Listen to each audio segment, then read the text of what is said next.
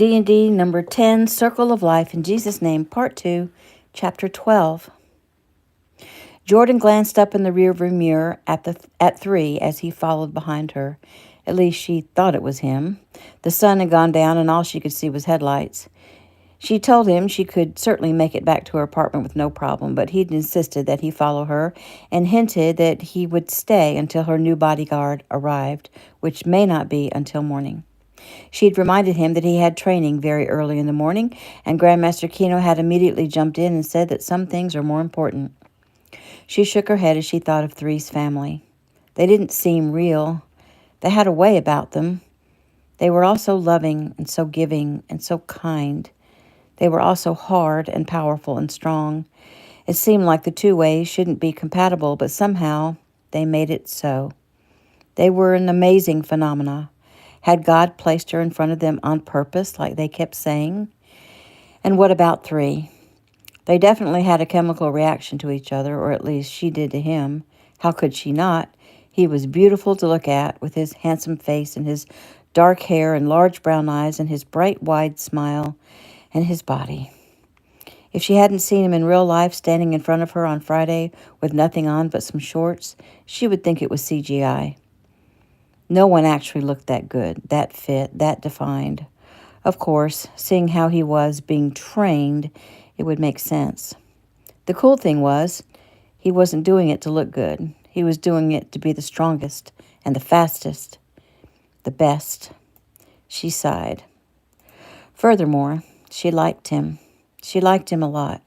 He was sober-minded. He was fun. He was spiritual. He wasn't snobby or all into himself. He seemed humble, and he was like the rest of his family, so kind, so caring. He'd spoken to her mother with such kindness and respect, and to her siblings like he thought of them as real people. He had a great sense of humor. He sang, he danced. He used to play baseball. He's an extreme martial artist, and he's freaking smart. She smiled. She liked being in his presence. When he wasn't around, she thought of him constantly, just like she was doing right now. If she didn't know better, she'd think she was falling in love with him, but that couldn't be. She'd only known him a week and a day. But if she wasn't in love with him, it would be pretty easy to fall if she let herself. However, what kind of disappointment was she setting herself up for if he didn't feel the same way? He acted like he liked her too, but she wondered if that was changing now that she'd shown her weaknesses, her vulnerabilities. She was pathetic, her hands shaking, tears dripping down her face. It happened a long time ago, 5 years. How pathetic was that? She should be over it, yet Grandmaster Kino said she wasn't over it because she'd never dealt with it in the first place. She kind of dreaded facing whatever therapy Grandmaster Kino had planned for her.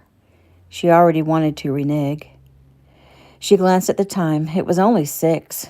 She'd left her mother's house around 3, was at the Kino's by 3:30. They'd sat down to an early dinner by 5. She'd barely eaten. She hoped that didn't insult Mrs. Kino. Usually she was always hungry, which shows just how much effect the altercation with Peter Perez had on her. Right before she left, Joey Adams had shown her Peter's mugshot and asked her if he still looked like that, and she told him he pretty much did, except his hair was thinner and his body was heavier. Suddenly, a wave of nausea washed over her, and she pushed the image of Peter Perez out of her mind. She pulled into a small drive that curved around in front of a small apartment building that looked like it was once a large home. The short driveway had been widened and also lengthened as it stretched around to the back of the building to offer more parking, and they found 2 empty spaces, one really just a patch of dirt. 3 locked his car and came to meet her as she was getting her things out of the trunk of her car. "Let me get that for you," he said softly. She didn't argue. She didn't feel like arguing. He put a hand on her shoulder. "Jordan?" "Yes?" "Are you okay?" "Sure." "Are you upset that I asked you to talk to my grandfather?" "No, not really." "Well, you don't seem yourself." "I know. I feel weird." "Okay. Well, if you want to talk, I'm willing." She smiled at him. "I believe you." She turned to go. He frowned. "Jordan, wait." She stopped and came back to him. He smiled down at her.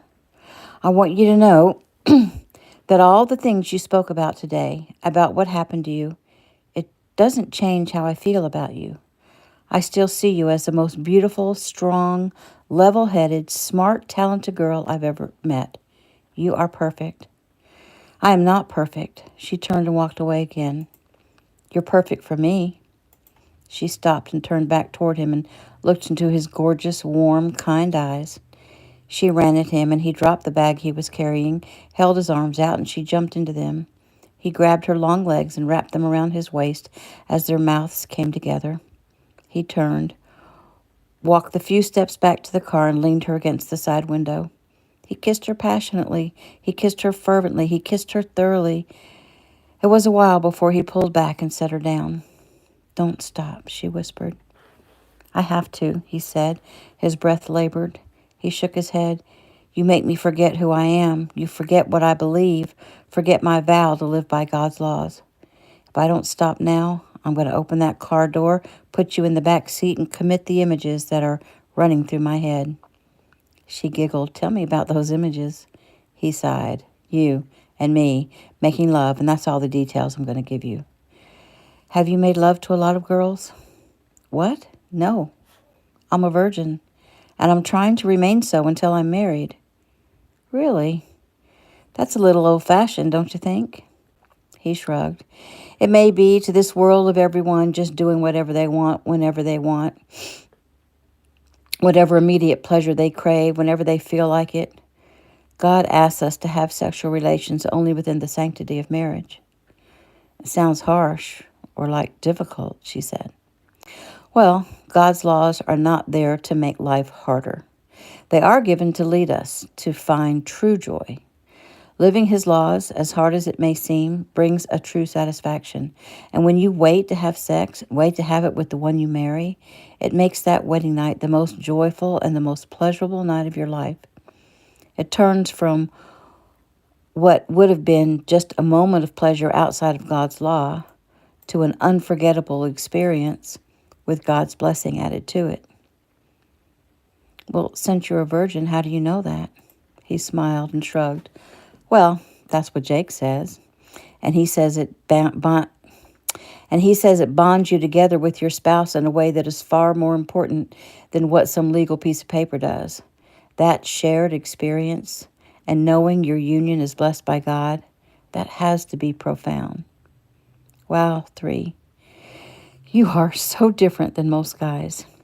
And I remember now something your friend Gabe said when he was kidnapped and he told that lady he was a virgin. He said something like, being in control of your sexual urges is a lot more manly and a lot harder than having indiscriminate sex whenever you feel like it.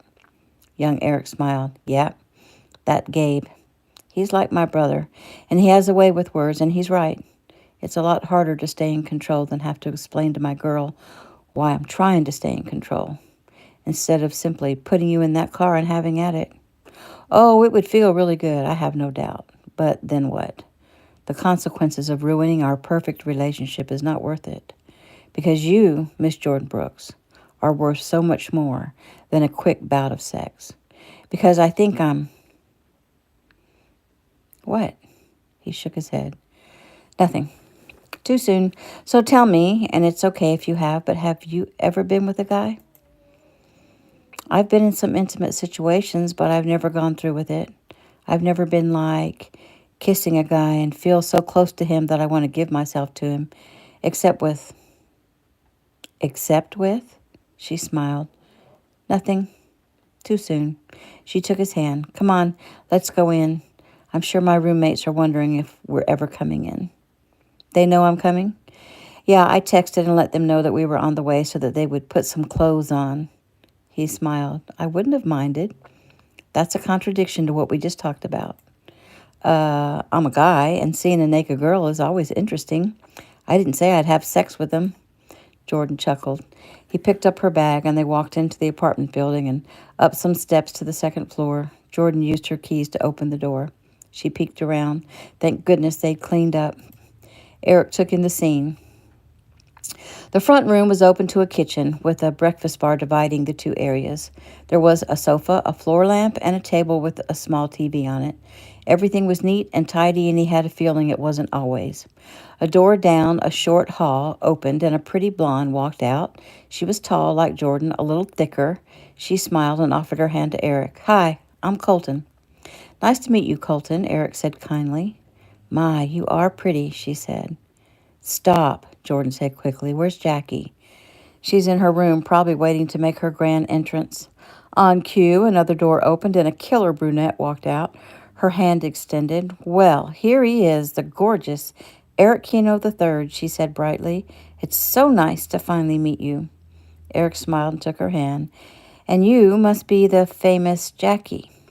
"Gorgeous and smart, too." Jordan rolled her eyes. Eric looked the girl over. He could tell this girl was a little instigator. If he recalled, she was the one who replaced Jordan at the show she was headed to within 15 minutes when Jordan was stranded on the side of the road. She was dressed in tight jeans, leather boots, and a very low-cut blouse, dangly earrings, 3 gold chains around her neck, perfectly made up with dark red lipstick, long black curly hair. She wasn't as tall as Jordan or Colton, but she was slim. She grabbed young Eric's arm and ushered him to the couch. "Come sit next to me and tell me what it's like to be you." His eyebrows rose, but he sat on the sofa with her. Jordan shook her head. "Play nice, Jackie. 3, would you like something to drink?" "A bottle of water would be great," Eric said. "Water? No, we have to celebrate. Get him a beer." "I don't drink." "You're kidding." He smiled. "I'm not kidding. First, I'm underage. Aren't you?" She grinned. "So?" Jordan brought him a cold bottle of water, and he winked at her as he accepted the bottle. "So, tell us, Eric, what it's like to live with 2 of the most famous people in the world. 3, if you count Taylor." He sighed. "Well, it's like living with a mother and a father who asked me to clean my room and do my own laundry and take turns doing dishes and clean my bedroom and bathroom and currently train for the Keno Challenge for 10 hours a day." "Oh, my God, you do all your own cleaning and laundry?" "Of course." "Can't you just hire someone to do it? I mean, you're like a billionaire." Mortified, Jordan closed her eyes and shook her head. "Well, first, I'm not a billionaire. My parents are. And yeah, I could hire someone, but what good would that do me?" "It would keep you from having to do mundane things." "Why should I be kept from doing mundane things? Hard work is good for the soul. Not that cleaning is hard. Doing mundane things is also good for the soul. What kind of pride could I have in myself if I didn't know how to clean up after myself?" Jordan smiled. It was Eric who was perfect. "Well," Jackie went on, "if I were rich, I'd hire someone to do all those things for me." She placed her hand on his forearm. "What else? Tell me how your life goes. Does your father use his martial arts stuff on you?" Eric chuckled. "Well, when we train together, yes." "Who wins?" "Usually he does." "But you're so young and so strong," she said, moving her hand up to his bicep and giving it a squeeze. "Well, he's been training a lot longer than I have. He's a grandmaster. I'm only a 3rd Dan. Well, I'm getting ready to move up to 4th Dan." "Oh, really? That's awesome, 3," Jordan put in, hoping to change the subject, but Jackie was not going to be deterred. Eric's eyes twinkled up at her. "Tell me about your mother. She is so beautiful." "Yes, she is." "Is she really mean, like in real life?" He frowned. "No, of course not. She's a great mom. She's loving and kind and smart, and she's strong." "Do your parents really love each other, or is it just an act?" "Jackie," Jordan warned. "My parents are totally in love." "Any PDAs?" Eric chuckled. "Constantly." Jordan and Colton also laughed at that. "Yeah, that's what Jordy said," Jackie replied. So sorry. "Yeah, that's what Jordy said," Jackie replied, "and you guys live in a big mansion." "We live in a nice home on the beach." "I would love to see your home." "Well, I'll see if we can make that happen."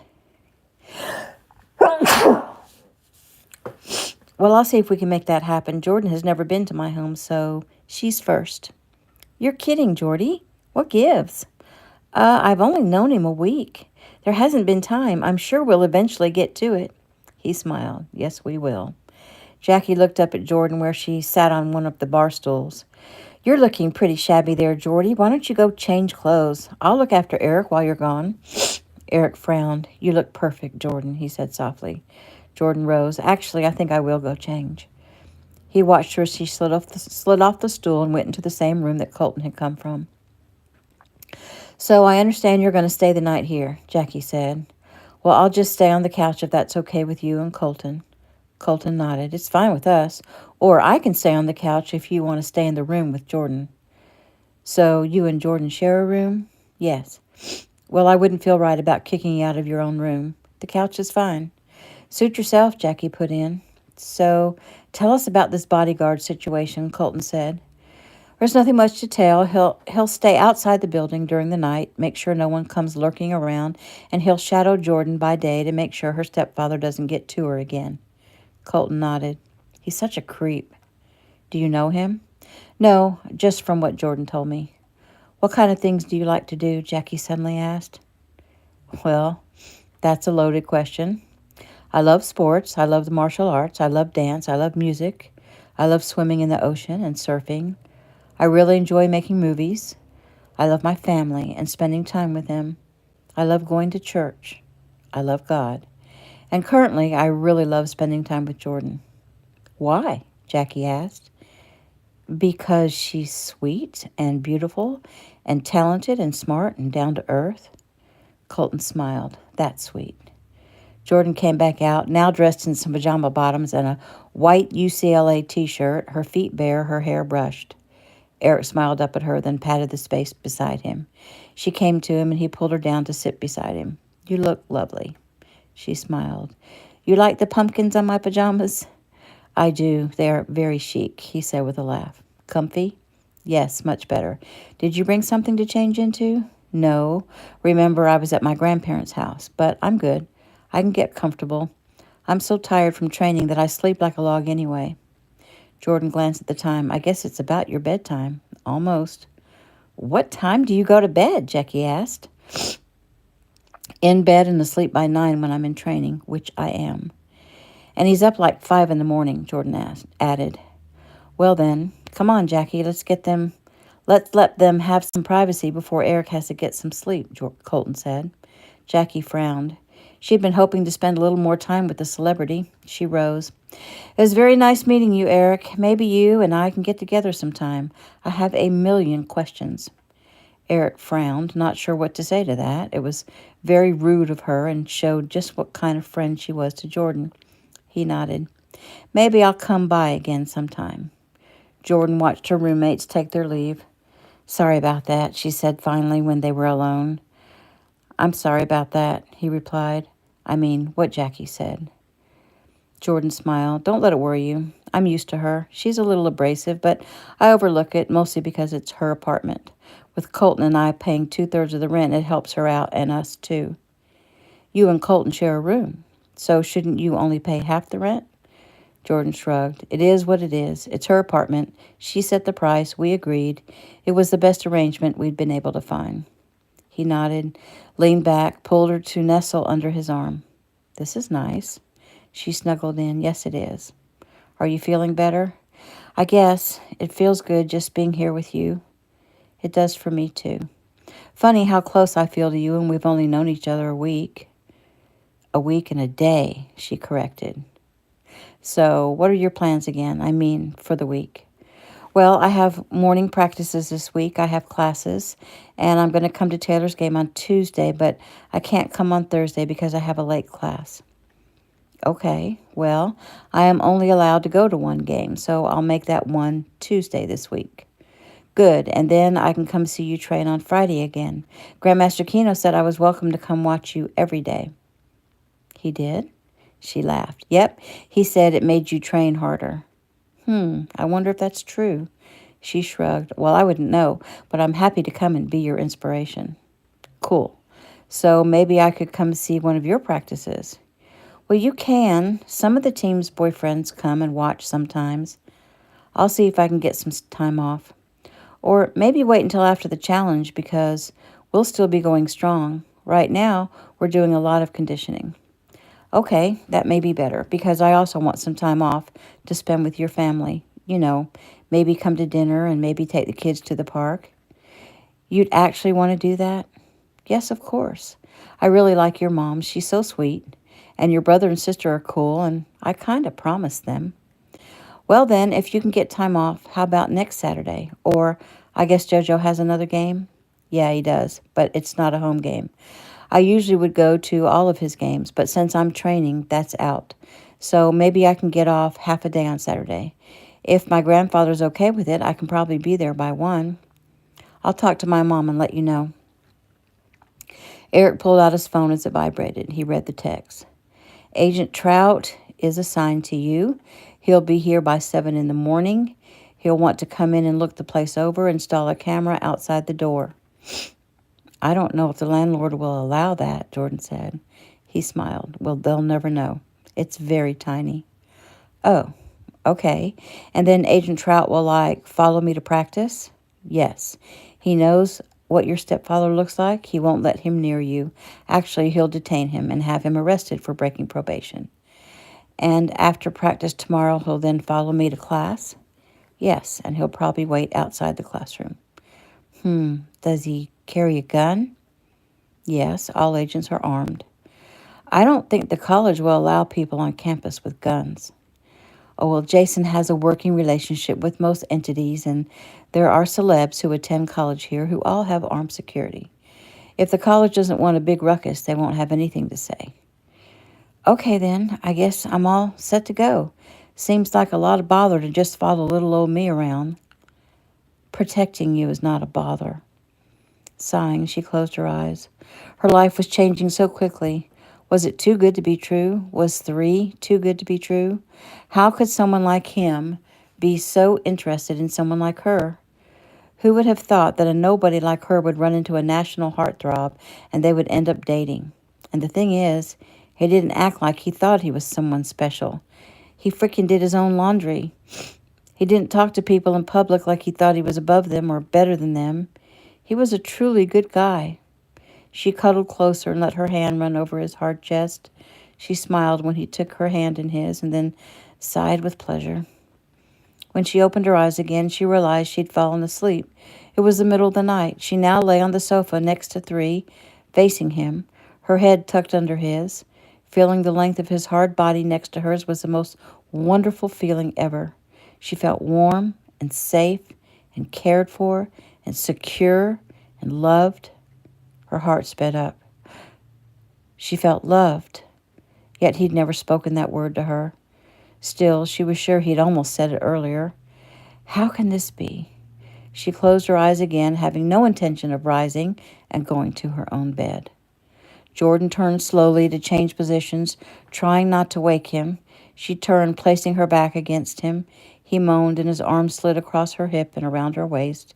He pulled her in harder against him and snuggled his face up to her neck.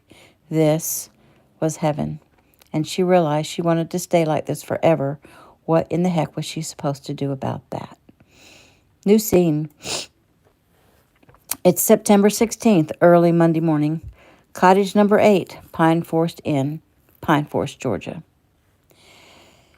And Father, keep my sweet Lena safe and give her peace and comfort and strength to fill the gap until I get back. And Father, if for some reason it's your will that I not come home, wrap her in your loving arms and comfort her and heal her heart. But Father, even as I say those words, I feel comfort that I will be home. So help me too to be strong and to make wise decisions so that I might be able to go out and do some good and bring some light to your children. We love you, Father, and we are so grateful for the gift of your Son, Jesus Christ, and we pray in his holy name. Amen. Lena sniffed. Amen. Jake opened his eyes and stared into the beautiful eyes of his young wife. They stayed on their knees, simply gazing at each other, and finally he reached out and wiped a tear from her cheek.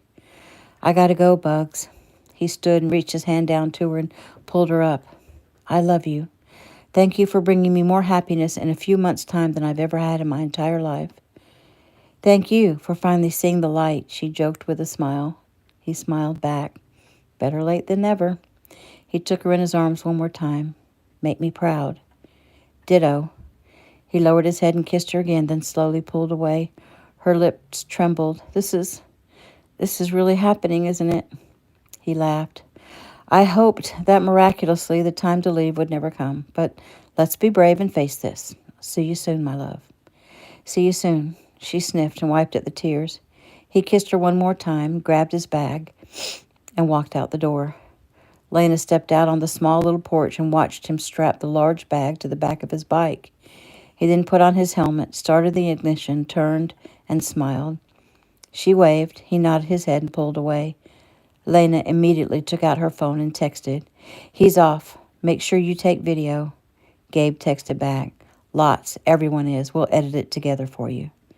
Jake made his way up the cottage drive, turned right toward the main drive that would exit from the inn. He looked up toward the large porch to see if his parents were out on the porch to wave goodbye, and was disappointed. Well, they had said a long goodbye last night. He drove through the large gate, turned right onto the dirt road that ended at the Stewart's ranch. Once he got there, he turned right again to head toward town and the main highway. But before he ever got there, he noticed someone on the side of the road in the early morning light. It looked like they were waving a large American flag. He slowed down. It was Gabe. He pulled over and took Gabe's hand. Gabe smiled. Semper Fi, bro. Love you. He pulled away, riding slowly because there was someone else a little ways down, and someone else, and someone else. He saw his mom and dad, all of the Tanners and Stewarts, neighbors, friends, several of his old high school teachers, dozens of people from the church, townspeople, Joe and Shirley, Megan and her husband and kid, the people from the gas station. Then as he got closer to the main road, the fire trucks suspending a flag across the highway, and the EMTs, and then a row of the Pine Forest Sheriff Department and the new Pine Forest Police Department. And then there was just a crowd of people he didn't know, people waving flags, old men standing at attention. It went on for miles. He didn't know what it took to organize something like this, but what a send-off. He'd had to be strong for Milena and not shed tears in front of her, but now he couldn't help it. This touched him. The effort touched him. He was proud to be a Marine. He was proud to serve his country, and he was proud to serve these people who so kindly came out to send him off with their love and well wishes. How cool was this? He would never forget it. He wondered if his wife was involved in organizing this, and also Gabe. It definitely had a Gabe flair to it. New scene. September 16th, still Monday morning, Keno Estate, Crystal Cove, California. Okay, Jason, I have Shelley with me. I've explained to her the possibility that we may have found our missing boy. Go ahead, what do you got? We were able to get some trash DNA from Sandra Norton's home. Preliminary DNA tests show there is someone in that residence that is related to you. Shelley gasped as tears came immediately to her eyes. Oh, Eric, we found our child? It sounds that way, but hold on. Go ahead, Jason. The complexities of the situation are enormous. There is no precedent. I have Justin on it. He's filing a petition for child custody in Superior Court. I'll let him fill you in on what all that entails. Hold on, because this might be a battle. We've already done a deep dive into the woman's life. She's disabled because of a drug overdose as a teenager, leaving her with brain injuries. She doesn't work. She's on disability. However, she's making money off of her YouTube account because she has your child, who appears to be very much like Jeffy. Eric shook his head. So, Dr. Black was trying to create another genius and actually gives away the one who actually is a genius. He could be a genius. He could also be on the spectrum, meaning the autism spectrum. Shelley and Eric both nodded. Getting him out of her hands will be a fight. He's making her a great deal of money.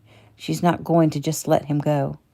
But she probably doesn't even have legal custody, right? Shelley asked. Right. That brings me to the next point. The mother, well, the woman he was originally given to, the sister of Sandra Norton. Her name is Steffi Allen. She was married to Max Allen at the time the child was given to her.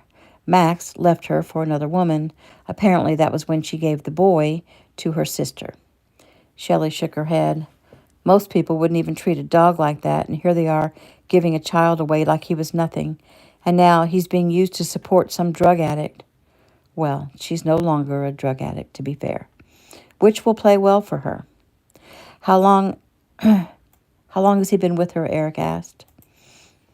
A year now. She would be the only caretaker he would know or remember anyway. But he's our child. Ours. He belongs with us, Shelley cried. We will get him, Shelley, Jason assured her. It just might take some time. What's his name? Eric asked. He goes by Nate Norton. Nate, Eric nodded his head. Nate, we're coming for you, buddy. Hold on. Give Justin a call. He knows most of the family court judges. It may be difficult or it may be very easy. He might be able to at least get him taken away from her and put into foster care, though that could be worse emotionally for little Nate. New scene. It's still September 16th, Monday evening, UCLA off-campus housing, Los Angeles, California. Jordan sat at the breakfast bar and sucked down her bowl of ramen noodles as Colton made her own dinner of hot dogs cut up into a bowl of canned baked beans. You want one of my hot dogs? Colton asked. Sure, thanks, Jordan said. Ladies, how can you eat that garbage? Jackie said as she opened her bag of frozen pasta primavera into a pan and stirred it around. Colton laughed. Well, they say when you're hungry enough, people will eat just about anything. Yep, Jordan added, even other people. So watch it, Jackie snorted. Anyone who snacked on me would get a delicacy, Jordan and Colton laughed. So, Geordie, tell us more about your new man, Jackie said as she held her steaming plate of pasta in one hand and a can of Sprite in the other. She strode out to sit on the sofa. You already know pretty much everything about him, especially now since you put him through the 3rd degree. He's a total hottie, Jackie said dreamily. Don't think I didn't know you slept with him on the couch. Jordan smiled and sighed. Yeah, I couldn't resist. So what's he like in bed? Jordan shook her head. I wouldn't know. Oh, come on, the two of you haven't done it? No. Actually, we're both virgins. Jackie choked on her Sprite. You're kidding. Jordan smiled and shrugged. I mean, I believe that about you, but I don't believe it about him. Well, it doesn't matter what you believe. He's a very strong Christian, and he tries to follow God's rules, and one of those is to not have sexual relations outside of marriage. Jackie shook her head. So silly. It'll be years before he's married. He's going to be celibate all that time. Besides, now, how are you going to know if you're compatible if you don't have sex before you get married? Jordan shrugged. I don't have all the answers, but maybe it's more about love and respect than it is about sex, and the sex would be good if you have the other stuff. When are you going to see him again? Colton asked. Tomorrow. I'm going to go to Taylor's volleyball game. I'll meet him there, and then we'll all go out to eat together. All? The family. 3, his parents, his grandparents, etc. What kind of fancy restaurant will you go to? Jackie asked. Jordan laughed. It's not fancy at all. It's called the Casa Latina, and it's close to Taylor's school, and they like to eat there after games. The food is actually really good. Jackie shook her head.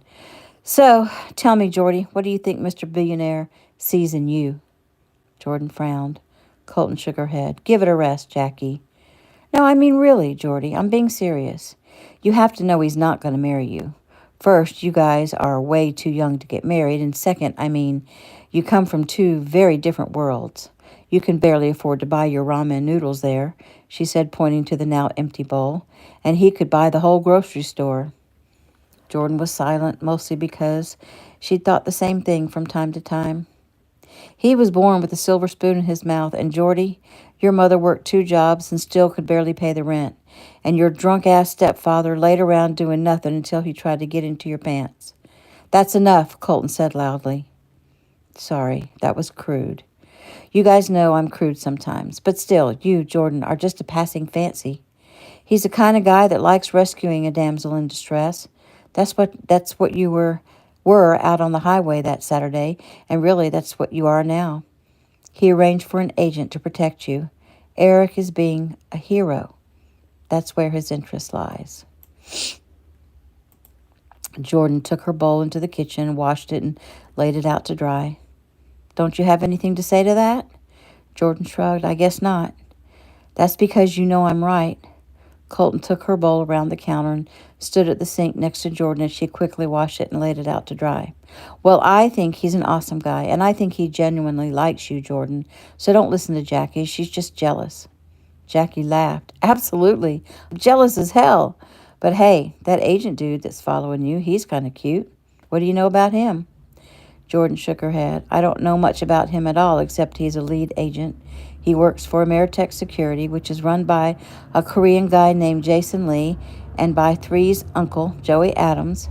I know he's lethal, and he carries a gun, and Three told me he was Gabe Tanner's bodyguard when Gabe was here in Cali before they caught the bad guys that were trying to kill him.